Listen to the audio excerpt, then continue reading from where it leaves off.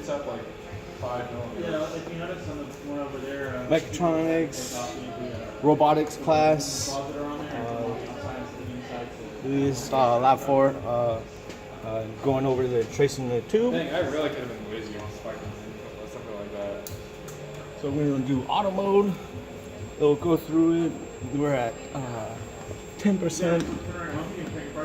10% running on our program. So difficult points were actually putting the robot in position for my next bend.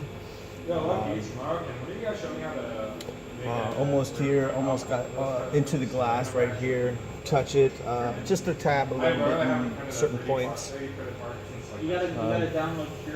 Ran through this a couple of different times. The tube was positioned 3 different locations, so I had 3 different files of those locations, and then the robot access point was messed with, so it was calibrated out of position, so none of our 168 files will run it again because it's been recalibrated. Try to go back in there and try to capture those points, but that's more of a daunting task. So basically, to have your robotic be able to program each program and knowing those positions, just in those predicament cases where somebody went in there and changed or recalibrate the robot, and then the existing files wouldn't be operational. So that took a little bit more time. So I just went through the program again and wrote my points again. This one took me 74 points to run, to go through its whole thing, a whole demonstration. Actually had time to working on it, running it, ran in some errors. Tried not to get in any motion of the robot arm and similarity moves, or it will give me errors. So I was trying to remember what position I need to be in for that next turn, or what would be easier for that robot end effector to be turning on those joints and make sure it'll be cleared without hitting the other side of the tubes here.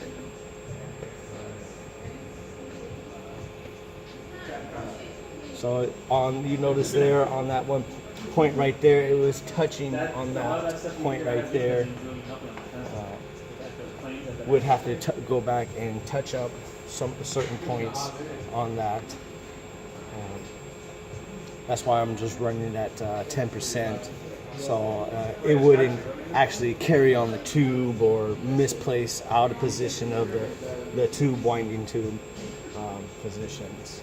So ran it at this speed, but when I was programming, I ran it at 5% just to get that precise point movement. So this took me a couple times to get through this. I tried to copy and paste once I got through a program, misplaced the book. So what I did was ran the program backwards, and once I got to that position, I add that to the end of my program to capture that point. Copy and paste will probably be a bit easier, but when I did that, it took the tube and it wanted to go to position 1 right after that. So it's the orientation of the copy and paste that had a little bit more difficulties on operating on that. So on my way back on this position, I noticed I was touching there on the way there, so I tried to lift that up, and you can see that I'm actually away from a good point. So I would need to go back to that first point on the first pass and do a little touch up on that.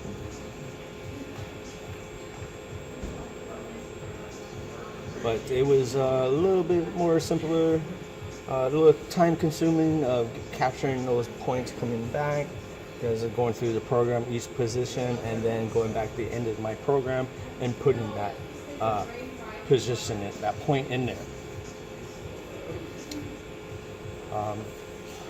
the commands that I was been using for this, I used a lot of tool, jog frame, joint.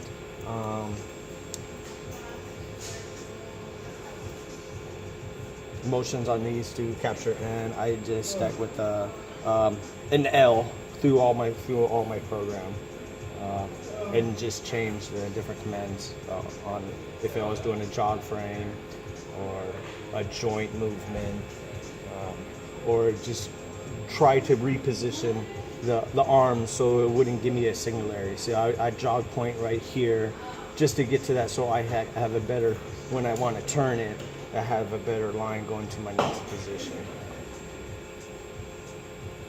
Now on the way there, I was really close to this inside glass here. So when I got to that point, I made sure that I would have a little bit more clearance on the way back. And just jog framing position, so when I'm going to turn my end effector, that I will be in the right angle to operate. So just capturing, moving the arm in position. This was one of the design aspects of this lab, was be able to access the movement of the arm in the position where you don't get a singularity. When you're operating in manual mode, it doesn't like those singularities. It'll give you an error and just shut down.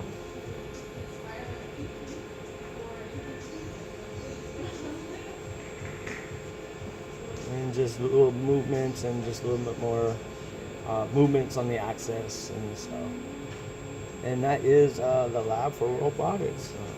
John Martinez signing off.